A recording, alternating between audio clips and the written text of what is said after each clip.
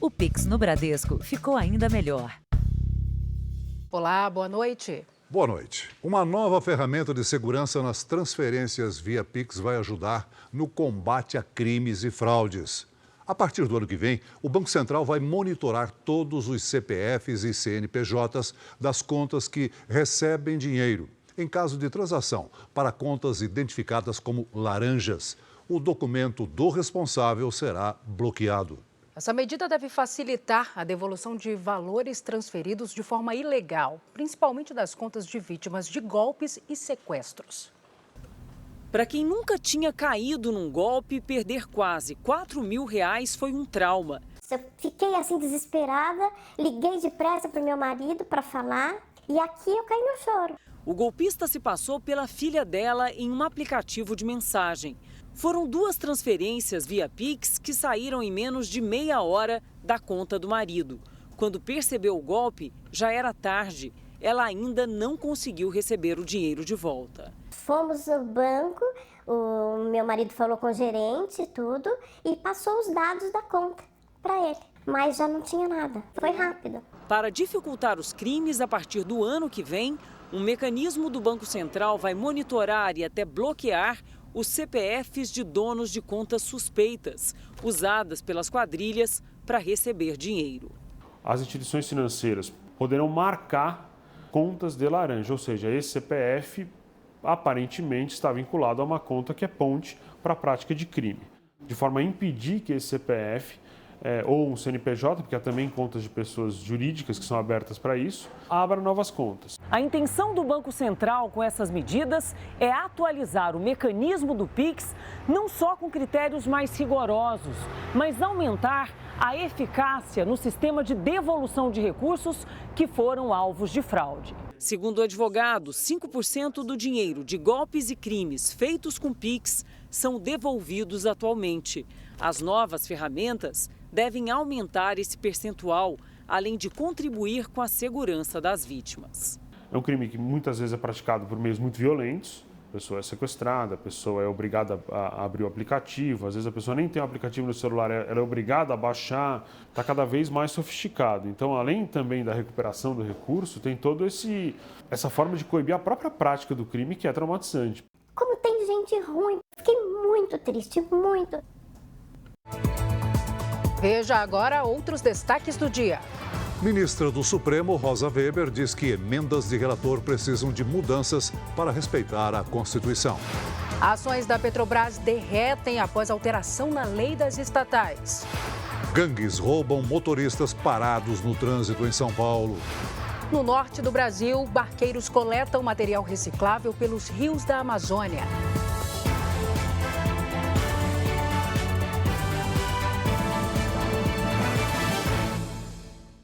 Oferecimento: cartões Bradesco, muito mais benefícios.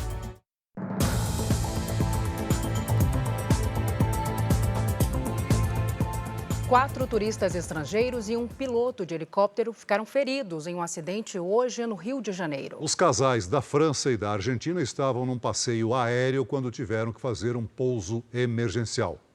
Um passeio que terminou com um susto. Os 4 passageiros e o piloto receberam os primeiros atendimentos ainda no terreno onde foi feito o pouso de emergência, no Recreio dos Bandeirantes, no Rio. Todos passam bem. O impacto no solo desprendeu a cauda e uma das portas do helicóptero. A aeronave voltava de um voo panorâmico pela cidade do Rio, com 4 turistas a bordo. 2 franceses e 2 argentinos.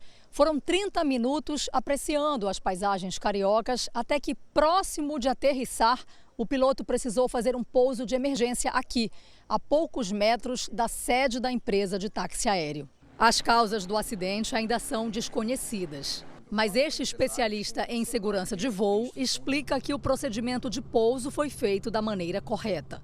Devem ter passado por um grande susto, com certeza, mas foi uma brilhante manobra, muito bem executada. Não à toa, a aeronave a fuselagem, a cabine da aeronave está intacta ali. A experiência do piloto foi confirmada pela empresa responsável pelo passeio. que agora aguarda a conclusão da investigação do CENIPA, que é o órgão ligado à Força Aérea Brasileira. Eles fotografam tudo e dessa forma eles conseguem definir, né? São muito experientes, eles conseguem definir o que aconteceu, como aconteceu, a forma, a velocidade, enfim. Foi um pouso de sucesso graças ao piloto. A Polícia Civil do Paraná desarticulou uma quadrilha especializada no roubo de caminhões. 2 suspeitos foram presos. Esse caminhoneiro, que prefere não ser identificado, foi atender a um pedido de frete. Ao chegar ao local combinado, ele foi rendido por criminosos e feito refém por 5 horas. Botaram um capuz na cabeça e daí para frente não vi mais nada. A polícia prendeu hoje 2 suspeitos que faziam parte da quadrilha especializada em roubo de caminhões no Paraná. A operação também apreendeu armas e celulares. Todos estão identificados, todos com a prisão decretada e agora vão ficar à disposição da Justiça. Segundo a polícia, os suspeitos atraíam os caminhoneiros por meio de anúncios de frete. Quando a vítima chegava, era surpreendida e feita refém, até que o caminhão roubado fosse levado para o estado de Mato Grosso do Sul. A investigação também descobriu que os criminosos alugavam casas para servir de cativeiro. Agora, a polícia quer identificar e localizar o restante do grupo, incluindo os receptadores dos caminhões roubados. Um flagrante de covardia. Uma mulher foi espancada pelo ex-namorado na saída de uma casa noturna em Belo Horizonte. O homem já tinha passagens pela polícia. As marcas que ficaram por todo o corpo um dia vão desaparecer. Já o sofrimento vai demorar a passar. Eu poderia não estar aqui agora. Eu poderia estar morta uma hora dessa. Gabriela Silva, de 25 anos, descansa em casa depois de viver momentos de terror nas mãos de um homem extremamente violento. Ela foi jogada no chão, recebeu vários chutes e um pisão na cabeça. As pancadas são tantas que ela desmaia e, mesmo assim, continua sendo agredida e é até arrastada pelos cabelos. O agressor é Raul Mateus de Oliveira Neto, de 35 anos. Gabriela conta que o relacionamento havia terminado 2 semanas antes, justamente por causa do comportamento abusivo do agressor. E eu falando com ele, olha, a gente não vai voltar e tudo. Eu tinha medo de negar, tinha medo de... Eu tinha medo de tudo, tinha medo de falar não na cara dele. Diante da insistência de Raul Mateus, ela aceitou um convite para sair e conversar. E a noite quase terminou em tragédia. Segundo o boletim de ocorrência, depois das agressões, Raul Mateus ainda levou Gabriela até a casa dele. Ela estava machucada e sem contato com a família. Raul foi preso em flagrante. Ele já tem dezenas de passagens pela polícia por crimes como tráfico de drogas e tentativa de homicídio, além de uma condenação por posse ilegal de arma. Agora deve responder também por tentativa de feminicídio. Foi a mãe dela quem chamou a polícia militar. Gabriela foi encontrada bastante debilitada em uma loja abaixo da casa do agressor. Liguei para a polícia na minha casa, eles falaram assim, ó, vai no local. Quando você vê que ela está lá, você chama de novo. E o que você espera agora como mãe? Eu espero agora justiça, né? Porque é muita dor que eu estou vendo, muita dor. Nenhum animal merece ser arrastado igual a minha filha foi. Câmeras de segurança instaladas em carros de aplicativo mostram que os motoristas têm sido alvo frequente de assaltos. Em Salvador, são em média 3 crimes desse tipo por dia. No fim da corrida, o suspeito anuncia o assalto contra o motorista por aplicativo. Em seguida, ele passa para o banco da frente, assume a direção e sai em alta velocidade em uma das avenidas mais movimentadas de Salvador.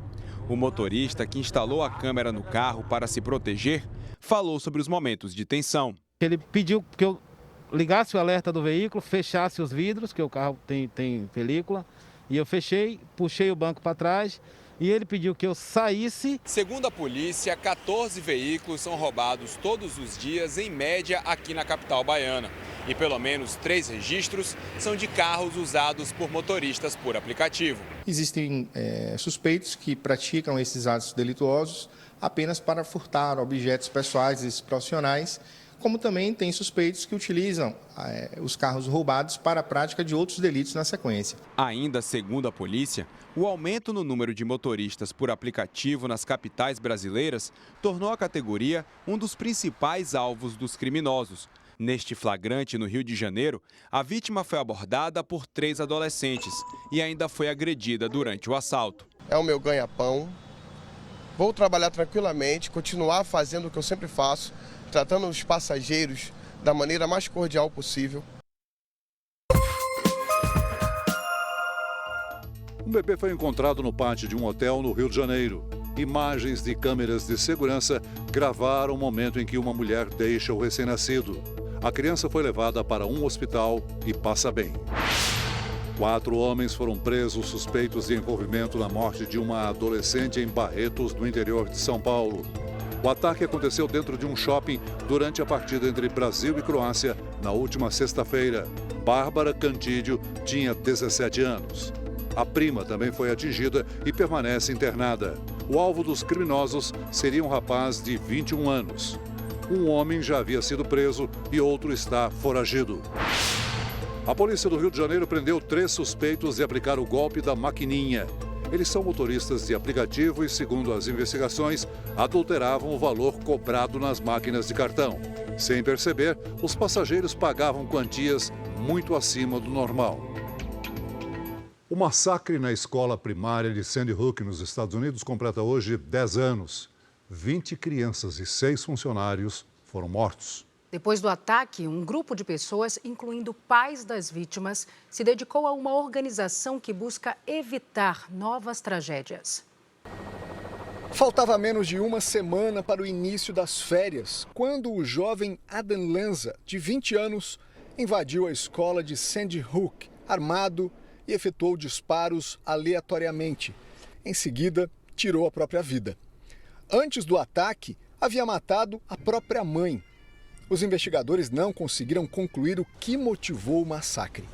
Depois de 10 anos, as famílias das vítimas ainda buscam aliviar o sofrimento com ações para impedir novos atentados. Mark Borden perdeu o filho e hoje faz parte de uma organização sem fins lucrativos que ajuda a educar alunos, professores e pais. Um dos trabalhos é identificar sinais de comportamento que podem servir de alerta para possíveis ataques. Participar da ONG é uma forma de homenagear o filho, Daniel. Mais de 18 milhões de estudantes já fizeram parte do programa aqui no país e pelo menos 11 tiroteios em massa puderam ser evitados nos últimos anos por conta do treinamento. O empresário Maurício Barbieri mora há quase 20 anos nos Estados Unidos e tem uma filha na escola. Para ele, o país deveria criar leis que melhorassem o controle de armas. Ninguém vai tirar essa cultura de armas desse país, porque pertence à cultura.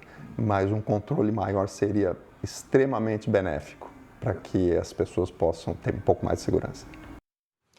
E ainda nos Estados Unidos, tempestades colocaram 20 milhões de pessoas sob alerta de nevascas e tornados. 3 pessoas morreram por conta do mau tempo. Caminhoneiros do estado de Nebraska não puderam seguir viagem por conta da camada de gelo que se formou nas estradas. As condições climáticas também causaram atrasos em cerca de 9 mil voos. 70 precisaram ser cancelados nos últimos 2 dias. No estado de Utah, o corpo de um esquiador foi encontrado junto às árvores. Ele estava com um amigo, mas decidiu seguir esquiando, apesar da tempestade de neve. Já em Louisiana, mãe e filho morreram após terem a casa destruída por um tornado. A previsão para os próximos dias é de acúmulo de até 60 centímetros de neve, principalmente na região noroeste dos Estados Unidos. De volta ao Brasil, já choveu mais da metade do esperado para o mês todo em algumas cidades do Espírito Santo. E mais uma vez, teve geada em pleno dezembro na Serra Catarinense. Assunto para Paloma Poeta. Oi, Paloma, boa noite para você. Fala para a gente como ficam os próximos dias. Pois é, a gente falou ontem dessa chance de geada na Serra Catarinense e já aviso que no Espírito Santo a chuva deve dar uma trégua. Salsi, boa noite para você, ao Celso e a todos. Os mapas mostram a nebulosidade atravessando o país e um corredor de umidade que se estabelece do sudeste à região norte faz com que as chuvas continuem concentradas nessa área do mapa em azul. Há risco para temporais em Minas Gerais, Tocantins e no sul do Pará. Por causa do grande acumulado de chuva previsto, o risco de alagamentos, enchentes e deslizamentos é alto nessa área em roxo que abrange o leste de Mato Grosso, o centro-norte de Goiás, todo o Distrito Federal, o sul da Bahia e o norte de Minas Gerais. Tempo firme em Porto Alegre, Florianópolis, Curitiba, São Paulo, Rio, Vitória e Maceió, e em todas as demais áreas claras do mapa. Em Porto Alegre, mínima de 17, máxima de 32 graus. No Rio de Janeiro, chega a 30. Em Aracaju, mínima de 24 e máxima de 32. Em Manaus, também. E em Rio Branco, faz entre 23 e 33 graus. Em São Paulo, amanhã ainda teremos tempo firme antes de a chuva voltar. E haja saúde para essa gangorra de temperaturas. Sexta tem calor, com máxima de 29 graus. E no domingo, a máxima já cai para 24. No Tempo Delivery de hoje, a Rosa quer saber como fica o tempo em Belo Horizonte, Minas Gerais. Claro! Oi, Rosa! Os próximos dias em BH devem ser de sol, com muitas nuvens e pancadas isoladas. Sendo que o acumulado de chuva vai diminuindo e tem calor também. No sábado, chega a 30 graus. Participe do nosso Tempo Delivery, como a Rosa fez. Ela mandou o nome da cidade dela nas redes sociais, junto com a hashtag Você no JR. Celso. Obrigada, Paloma. Até amanhã, Paloma. Veja a seguir: Peru decreta estado de emergência e brasileiros não conseguem voltar para casa. E veja também as armas de Argentina e França para ganhar a Copa do Mundo.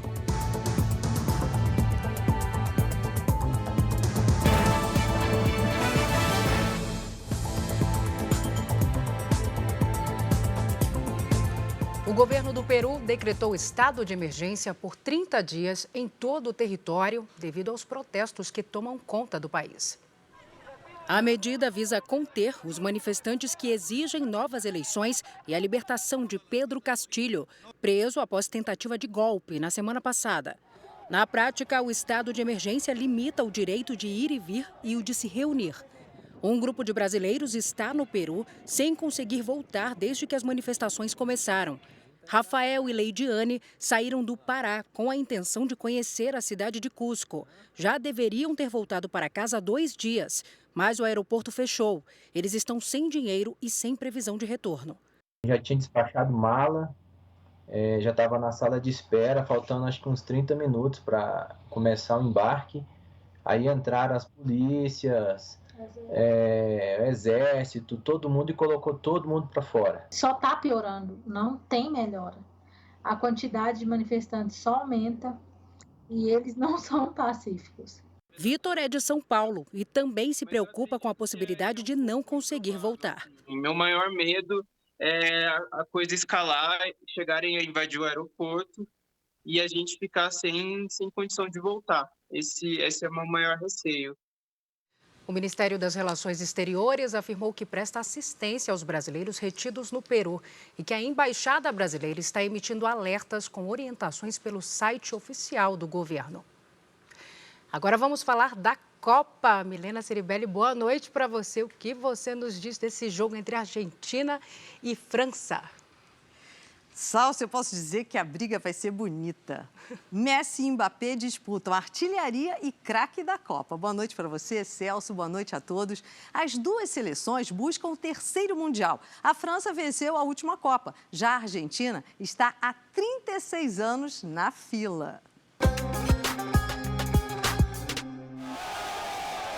Uma final inédita entre 2 bicampeões para coroar os 92 anos de história das Copas.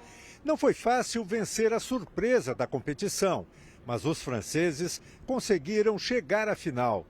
França e Argentina já se enfrentaram em 1930 no Uruguai, em 1978 na Argentina e 4 anos atrás na Rússia.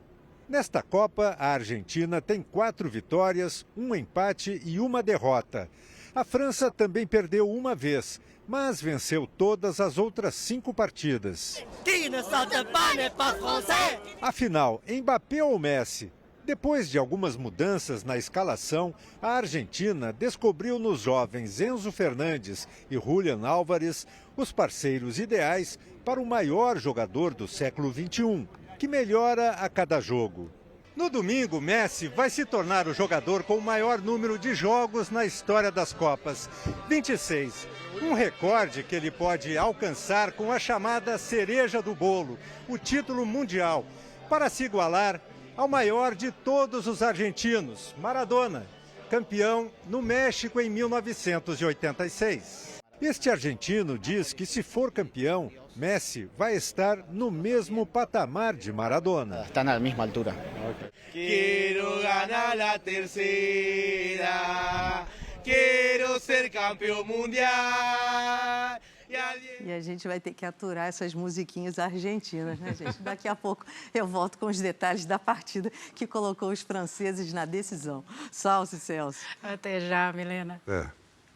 Veja a seguir, ações da Petrobras chegam a cair mais de 10% após mudança na lei das estatais. E veja também a busca pelos criminosos que invadiram uma empresa de segurança e roubaram armas no interior de São Paulo.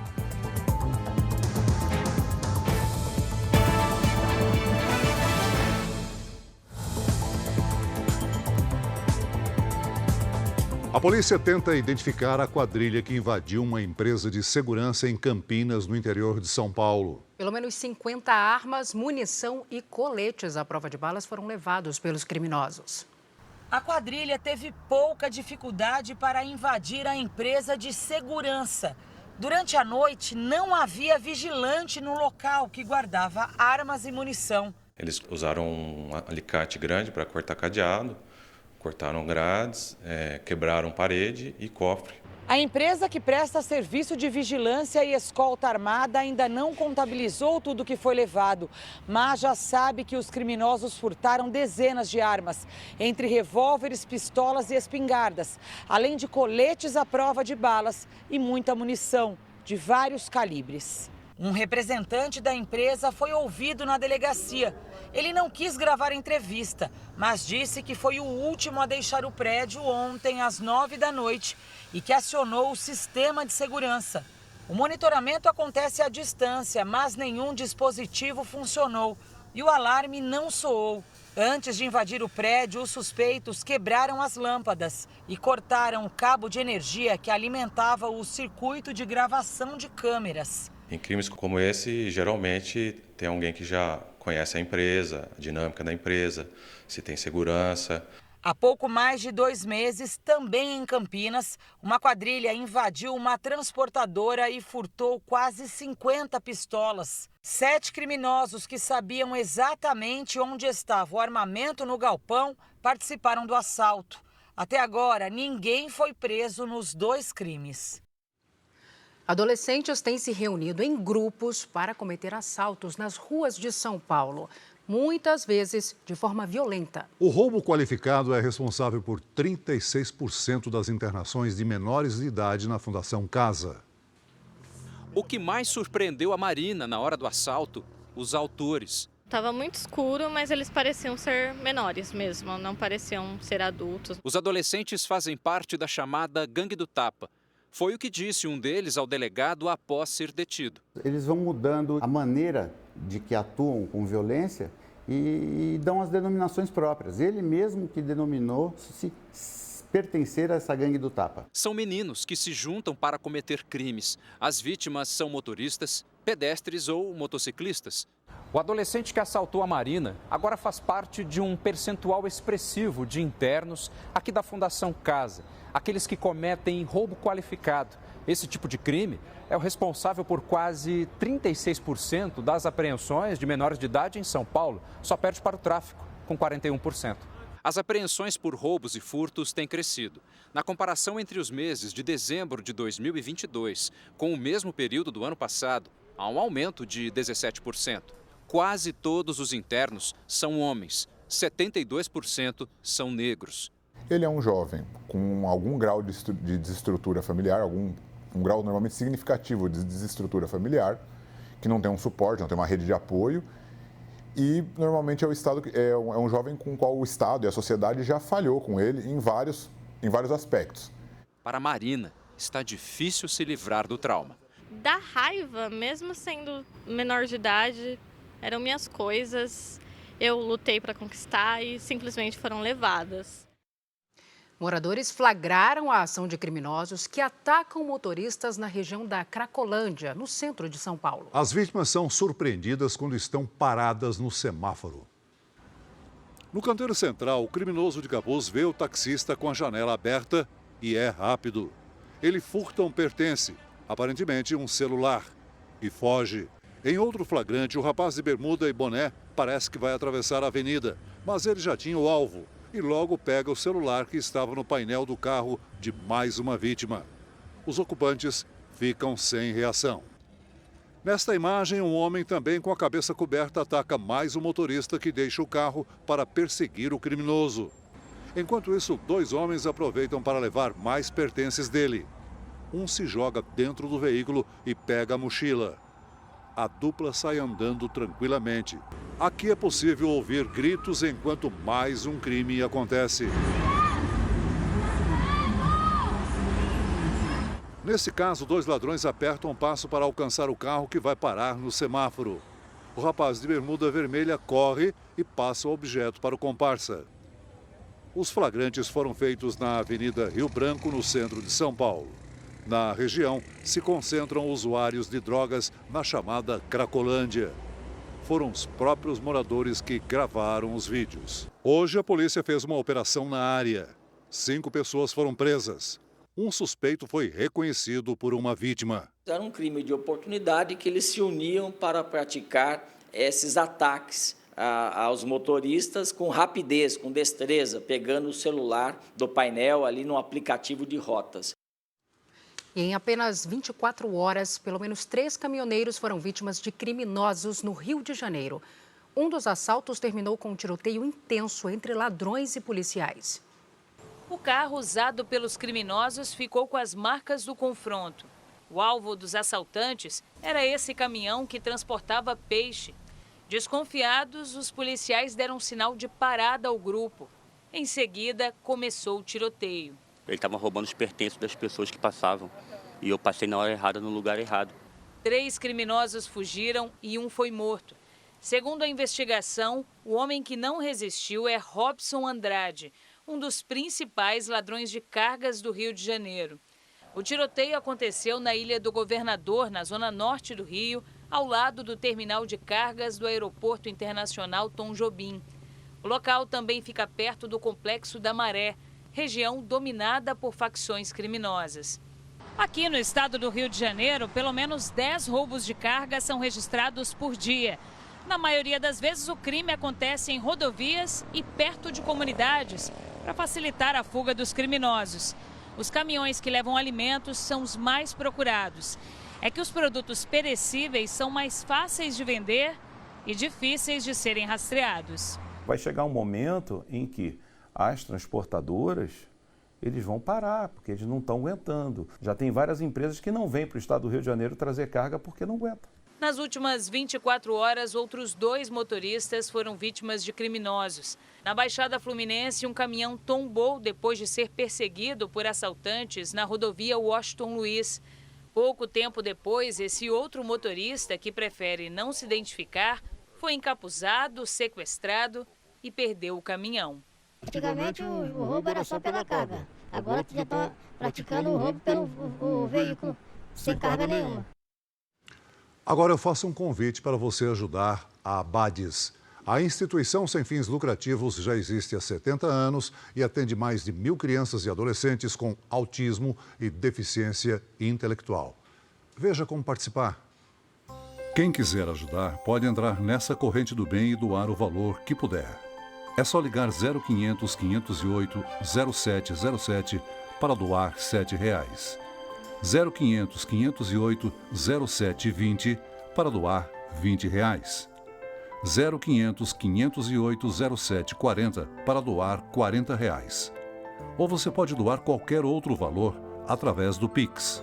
doe@abades.org.br. Se preferir, aponte o seu celular para esse QR Code e você vai ser direcionado para a doação. Ajude a Abades a construir uma sociedade mais inclusiva. Veja a seguir os gols que garantiram à França uma vaga na final da Copa. E veja também a realidade dos catadores ribeirinhos que coletam material reciclável pelos rios da Amazônia.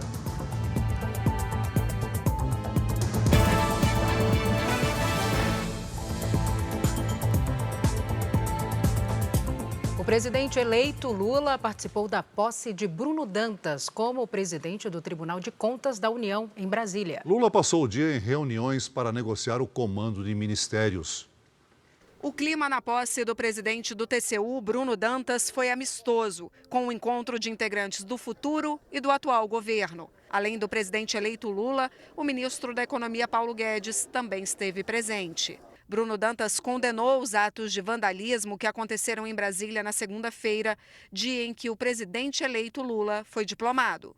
Não é patriota quem prega violência, quem destrói o patrimônio público ou privado, quem agride ou fere terceiros por diferenças ideológicas, quem se arma para derramar o sangue de seus patrícios. Depois de participar da posse, o presidente eleito seguiu para o hotel onde está hospedado. Lula se encontrou com o empresário Josué Gomes, filho do ex-vice-presidente José Alencar e atual presidente da Federação das Indústrias do Estado de São Paulo, a Fiesp.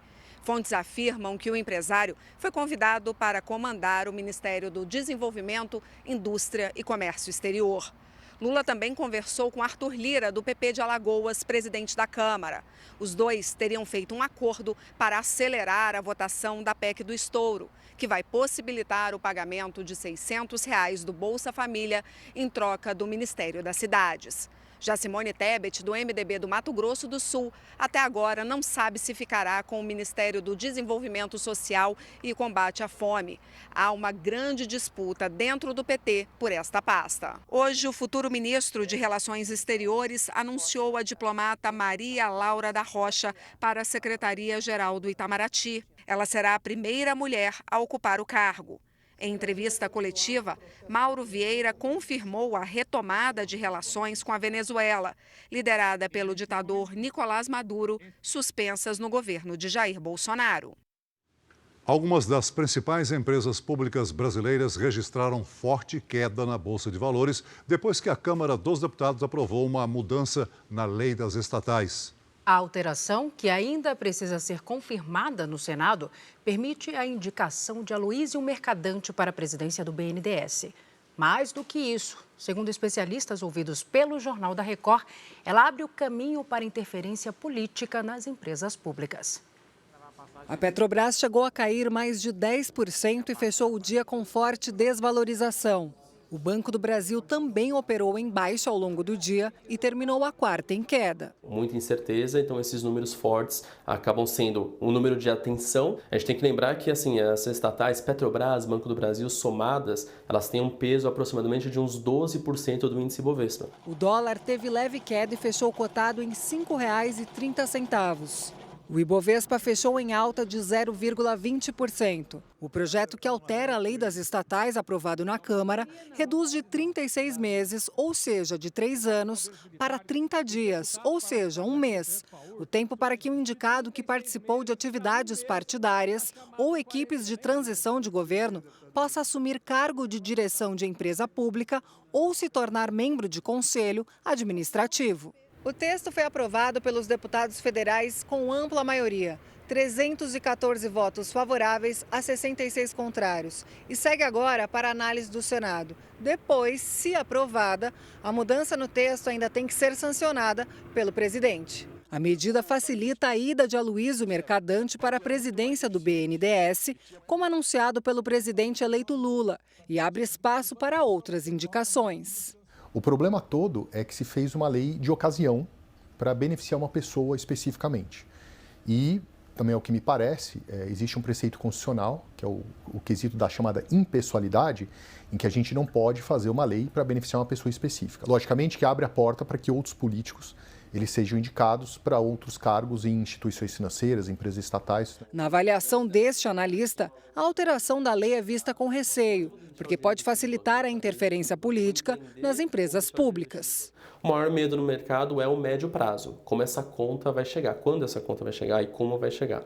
Então isso preocupa bastante no médio prazo ali. No curto prazo ainda é muito cedo para a gente falar, mas, de novo, tudo que está indicando é que aquele discurso Lula paz e amor, né, o Lula pró-mercado, pelo discurso dele, não está se concretizando. O ministro da Educação, Vitor Godoy, afirmou no Congresso que uma medida provisória será publicada até o fim da semana para desbloquear recursos do Ministério. Serão liberados 2 bilhões de reais de despesas que já estavam contratadas, mas não poderiam ser pagas para o cumprimento do teto de gastos. Outros 2 bilhões e 300 milhões de reais serão desbloqueados parcialmente.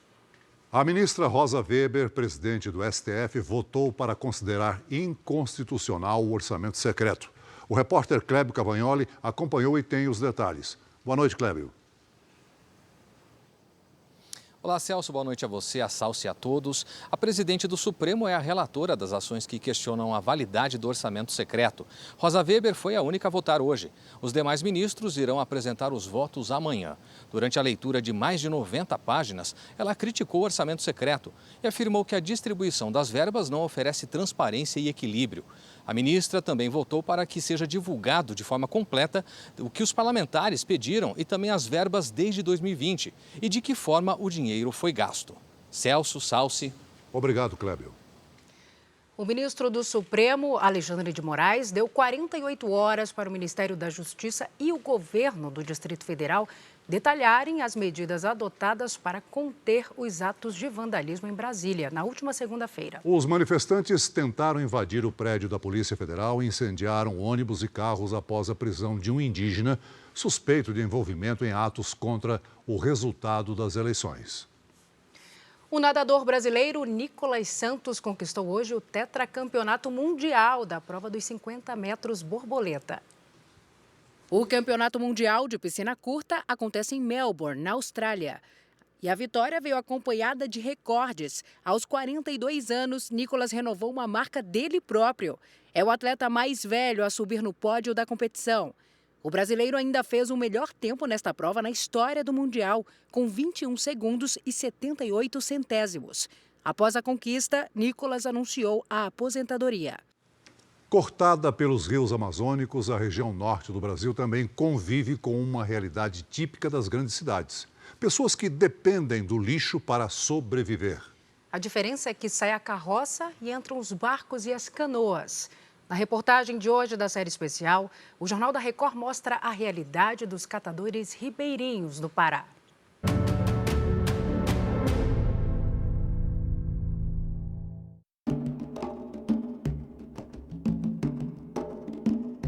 Floresta de mata fechada. Rios gigantescos que cortam a Amazônia. Natureza que deveria estar intocada, mas que sofre com o desrespeito e o descaso. O sol ainda ameaça despertar e a canoa de madeira já está na água. Rogério rema sempre com o olhar atento ao barranco. A jornada do ribeirinho de 19 anos começa às 5h30 da manhã e só termina quando não cabe mais nada na embarcação. E sempre que encontra alguma coisa, ele para e entra na mata. O Rogério está indo ali pelo barranco. Eu peguei o nosso barco aqui, ó, para poder encontrar com ele aqui na frente. E realmente é impressionante a quantidade de reciclável que tem ali, ó. Olha o tanto de garrafa que ele já conseguiu acumular, e isso em apenas alguns minutos. Suficiente para matar diversos animais. As tartarugas vêm, até caranguejo mesmo. Bebe esses resíduos aqui, principalmente shampoo, que é químico. Ele recolhe tudo em sacos e em seguida carrega a embarcação. Deixamos o Rogério subindo o rio e partimos para o outro lado da ilha. São quase 2 horas navegando. A gente está chegando agora numa comunidade que fica às margens do rio Soledade. Aqui vivem 3 famílias que dependem exclusivamente do que encontram no rio para sobreviver. Seu João e o filho André separam o que conseguiram recolher durante a manhã. No mês, você chega a tirar quanto? Não, eu tinha esse valor aí. a 400, de 500 reais. Já são 23 anos coletando material reciclável, trabalho que envolve quase toda a família. No Pará, segundo o último levantamento do governo do estado, existem mais de 4.000 catadores de recicláveis. Mas como aqui muitos rios substituem as ruas, as tradicionais carroças dos grandes centros urbanos do restante do país são trocadas por barcos ou canoas, o que não torna o trabalho mais leve. De volta ao porto, encontramos o Rogério. O rapaz tinha acabado de desembarcar. Com um carrinho de bebê velho, ele leva tudo o que encontrou para a casa da mãe. Ela ajuda na separação. A venda do reciclável é a única fonte de renda da família. Posso conhecer a casa da senhora? Pode. Vamos lá conhecer então a casa dela? A casa é toda de madeira e tem vários problemas. A minha casa está caindo. Olha como está aqui. Aí cada vez que chove, ela vai arreando mais. Eu tô com medo até dela arrear em cima de mim. Essa daqui é a parte de trás da casa. E é onde fica a cozinha dela. E aqui é tudo muito improvisado. Tanto que o fogão dela, ó, é de barro. E aqui fica a pia da cozinha, ó. Uma pia também bem improvisada. Isso aqui é a porta de uma geladeira, dona Eunice? Sim, e essa é a minha casa. E é assim que eu vou vivendo. E essa aqui é a sua cozinha, é a sua geladeira? Essa aqui é a minha geladeira. Posso abrir? Pode abrir. A geladeira ela fica presa com essa borracha. E aqui dentro a gente vê que tem alguns legumes e água, né? E água. Aí isso que me dói, é uma fome dói. Rogério sai para vender o material e, quem sabe, conseguir dinheiro para o almoço. A rua não é asfaltada, tem que ter muito cuidado. Eita. Caiu. Vai lá. É muito buraco, ó. Sozinho aqui é difícil, hein? É muito difícil. Ó. Cuidado. Depois de 4 quilômetros, encontramos o asfalto. Agora são mais 5 quilômetros de caminhada. São quase 4 horas até chegar ao local que compra o lixo que vem do rio. Pesamos as garrafas, as latas de alumínio, o metal e até as panelas. Tá aí, quanto deu o dia de hoje? Então, deu R$25. R$25? Isso. Isso, é bom, ruim? Foi dentro da média? Como é que... É bom. Um dia bom? Pra mim é bom. O que você vai fazer com esse dinheiro agora? Então, eu vou comprar almoço, carne, por exemplo, arroz. Com os R$25, Rogério hoje conseguiu garantir o almoço da família. Mas ele não tem tempo para descansar. Mesmo antes de comer, precisa correr para tentar garantir o jantar. O Jornal da Record de hoje termina aqui. Essa edição na íntegra e também a nossa versão em podcast estão no Play Plus e em todas as nossas plataformas digitais. E à 00:30 tem mais Jornal da Record. Fique agora com Jesus. E logo após Amor Sem Igual, tem a última festa da temporada em A Fazenda. Boa noite. Boa noite.